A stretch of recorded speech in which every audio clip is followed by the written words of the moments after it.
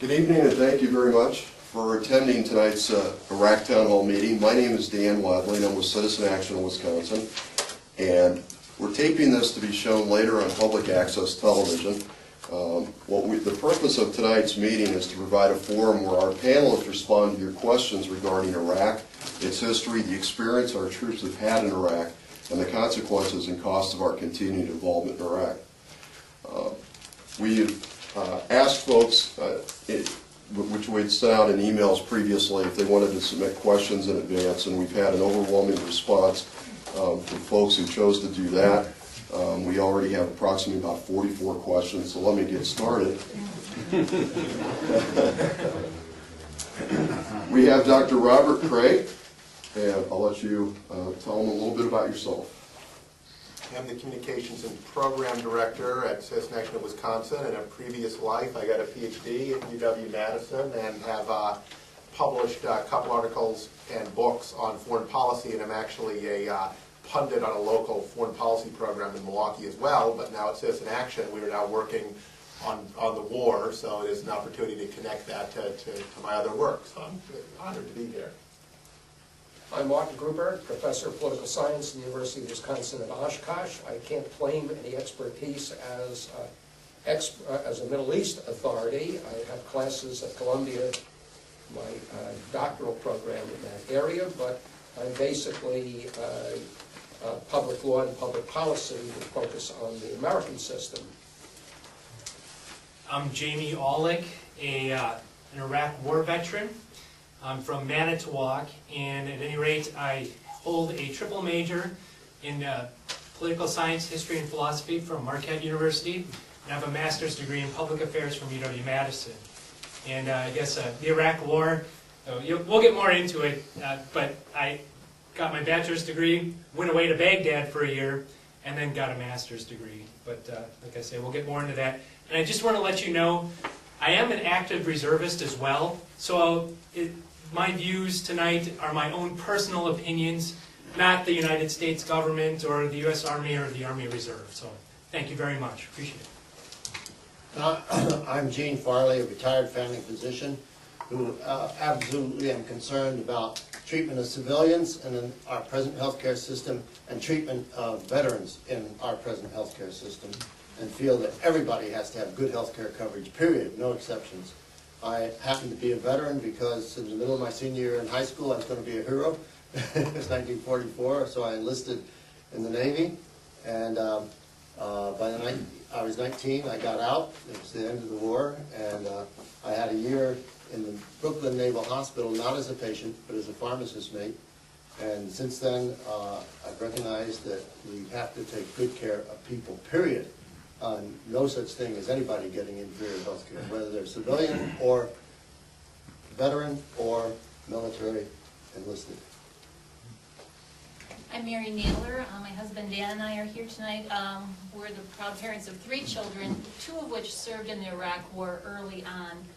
Our daughter Laura joined the National Guard as a student at UW-Madison in 2001, 2002.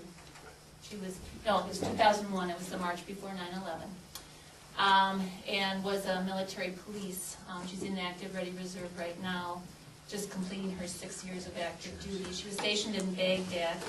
Our son Joe was regular Army medic, who was in from 2000 to 2004. He was in Iraq in the Ramadi area, between Ramadi and Fallujah, which you know is not a very good place in Iraq.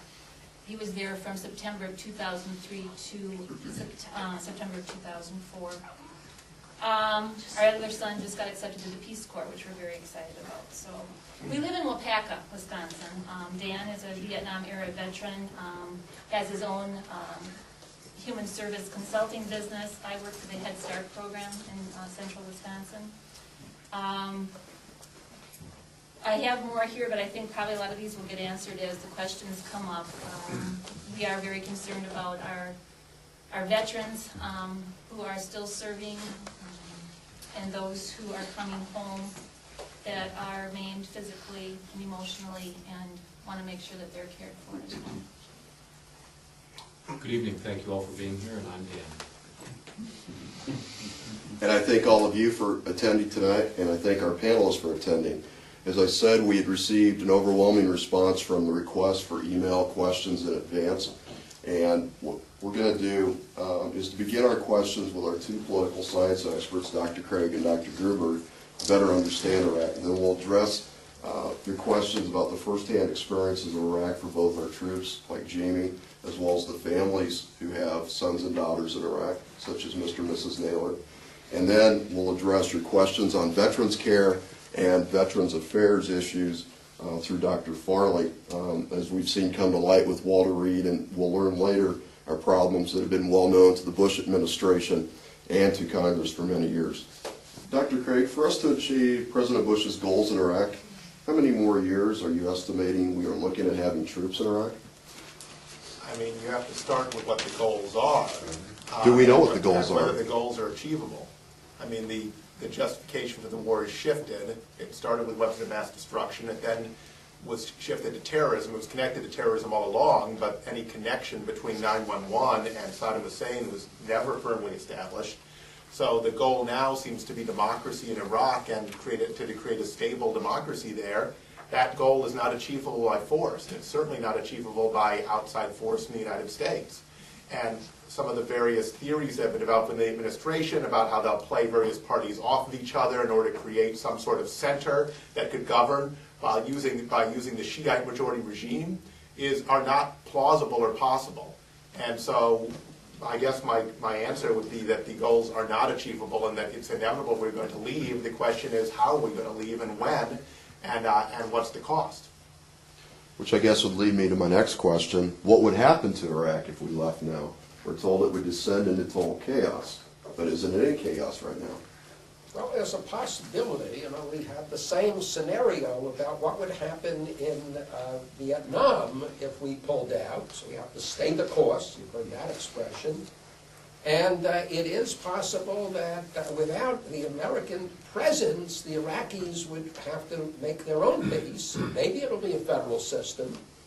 Maybe it'll be a regional civil war or a world war in the region. It might bring in Turkey to go after the Kurds. It might bring in the Iranians to look after their Shiite brothers.